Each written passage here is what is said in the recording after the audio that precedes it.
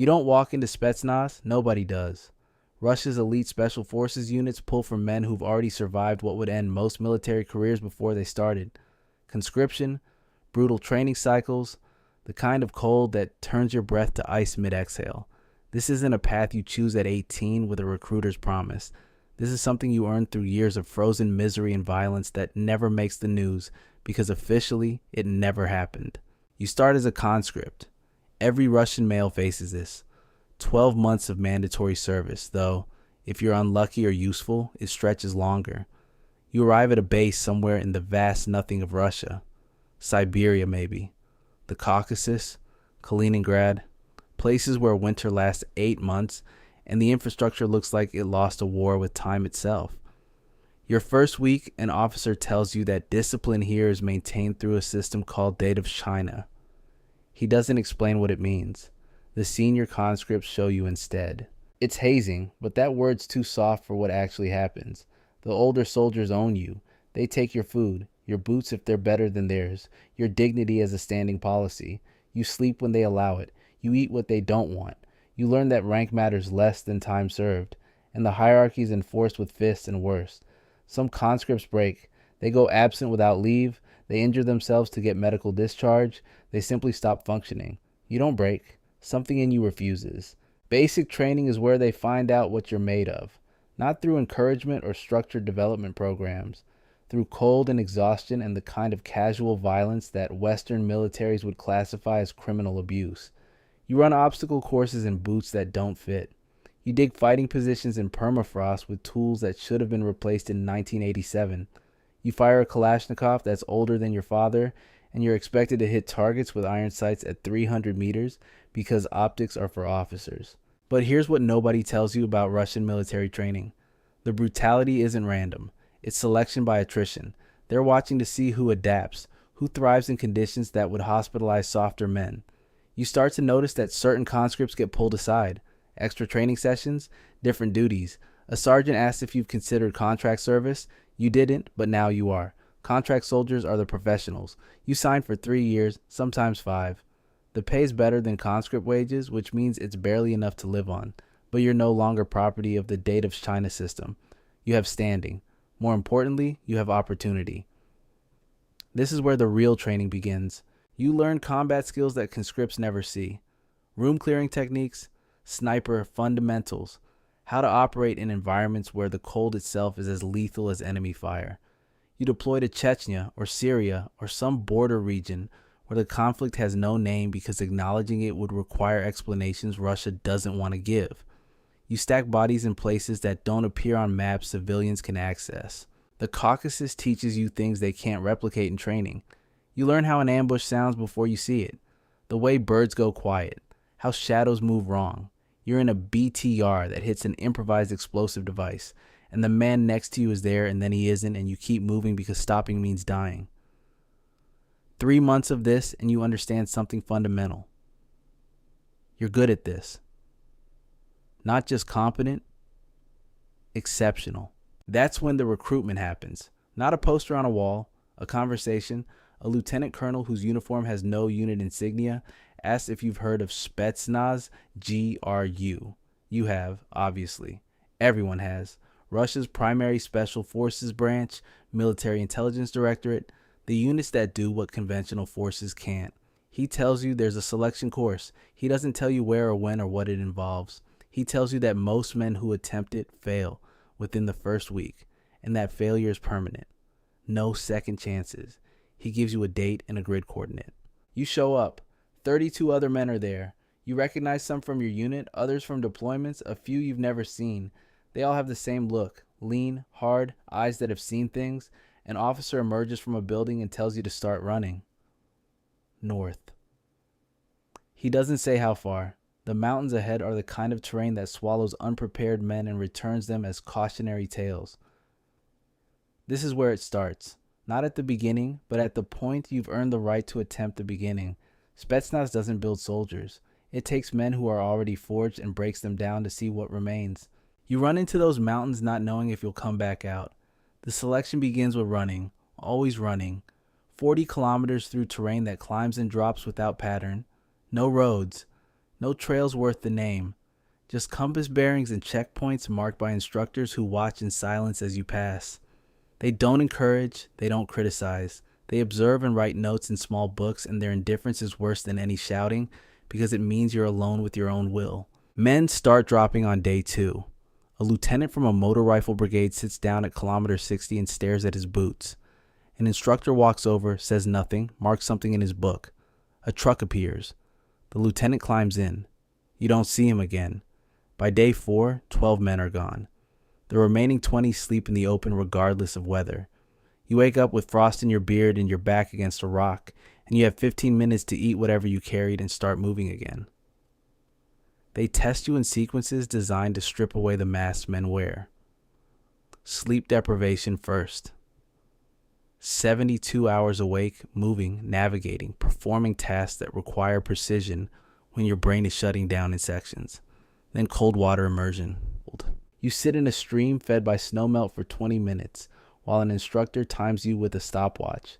The cold stops being cold after the first 5 minutes. It becomes something else, a presence. You either accept it or you break. Half the remaining men break. What they're really measuring is your relationship with suffering.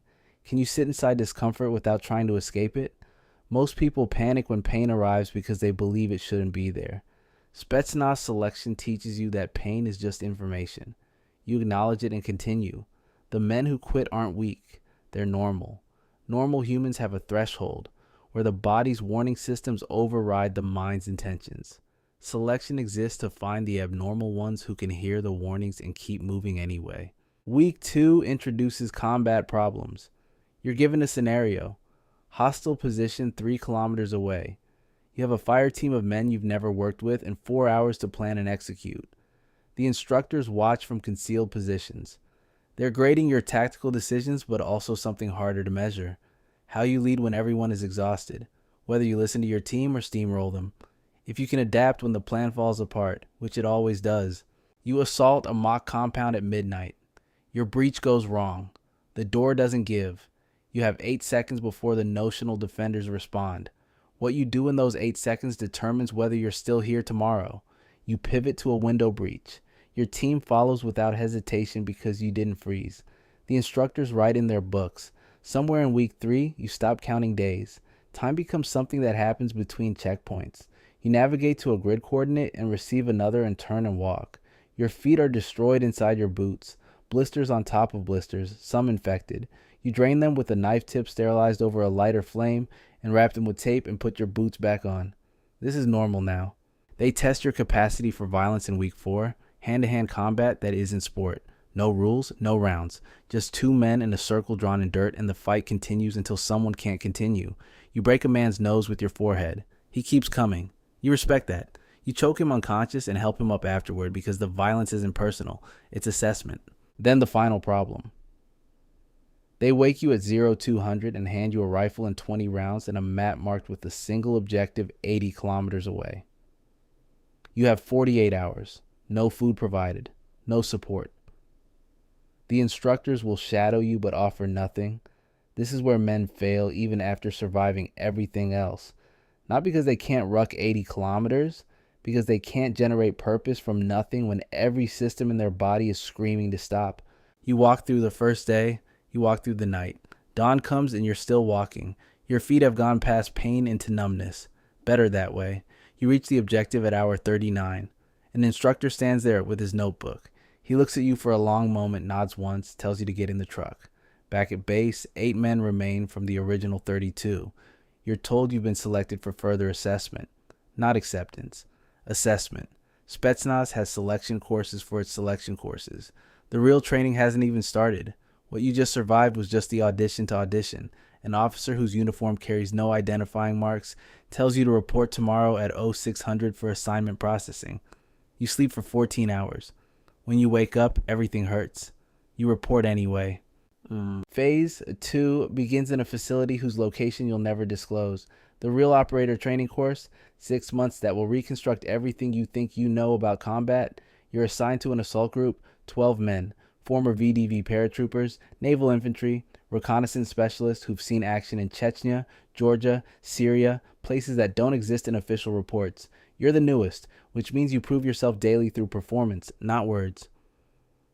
Close quarters battle training starts immediately. You fire 3,000 rounds per week. The instructors are operators who've done this in Moscow, theater sieges, and Beslan school operations. They don't teach theory. Room entry at speed. Shooting through narrow angles with hostages 6 inches from your barrel. The margin for error is measured in millimeters. You train with live ammunition and lev role players standing beside targets because Spetsnaz doesn't believe in consequence-free training. Miss, and someone notices. Miss twice, and you're gone. Breaching becomes second nature. Explosive, mechanical, thermal. Every door has a weakness. You learn to identify it in seconds and exploit it faster. A reinforced door that would take SWAT teams 20 minutes. You open in under 10 seconds.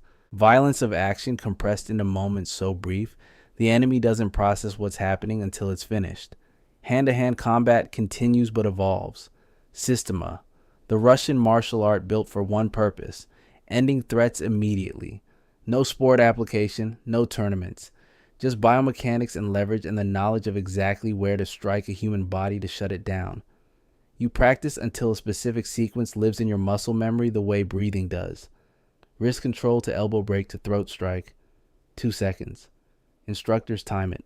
Tactical medicine goes beyond battlefield care. You learn to perform emergency procedures in conditions that would paralyze civilian doctors. Chest decompression while rounds impact nearby. Tourniquet application in complete darkness by feel alone. Your hands must work when your mind is flooded with adrenaline and your patient is screaming and the enemy is 30 meters away. Then surveillance and infiltration. You spend weeks learning to disappear in urban environments. Moscow, St. Petersburg, cities where you blend into crowds while tracking targets who've been trained to detect surveillance. You develop cover identities, memorize backstories, learn to lie so convincingly that you believe it yourself because hesitation in an answer gets you compromised, and compromise gets you killed or worse. Advanced driving fills another month. High-speed pursuit, evasive maneuvers through traffic, ramming techniques, how to execute a J-turn at 60 kilometers per hour in a vehicle you've never driven before.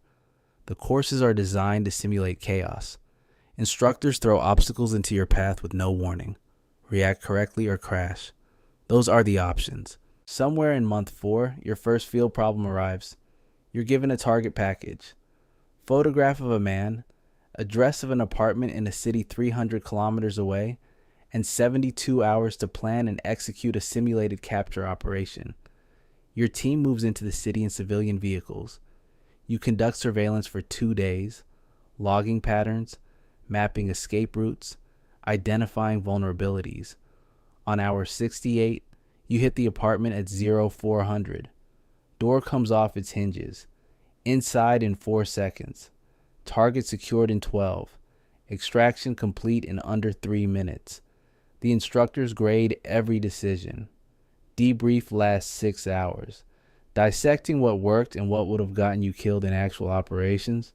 You graduate with 7 others from your original group. There's no ceremony.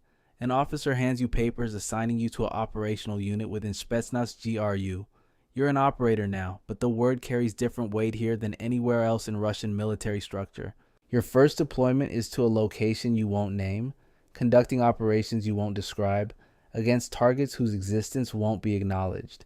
You operate in small teams, often without support, frequently in denied territory, where capture means you never existed in the first place.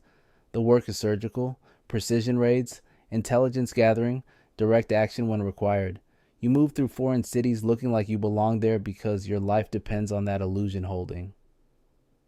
3 years pass. You've conducted operations across multiple continents. You've learned that the silence surrounding what you do isn't classification, it's necessity. The unit exists in shadows because that's where it's most effective. One morning you walk past photographs in a hallway most people will never see. Names you know. Some you trained with. The cost is never discussed but always present. You continue training because the training never stops.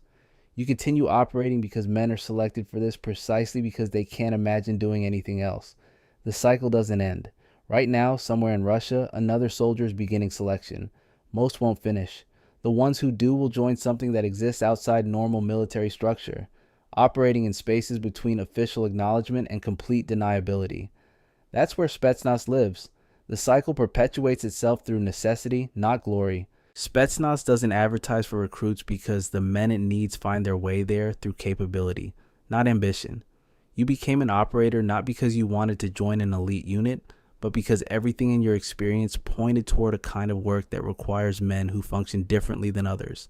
The missions continue, the silence remains, and somewhere in the cold expanse of Russia, another conscript is learning that survival isn't the end of selection, it's the prerequisite for beginning.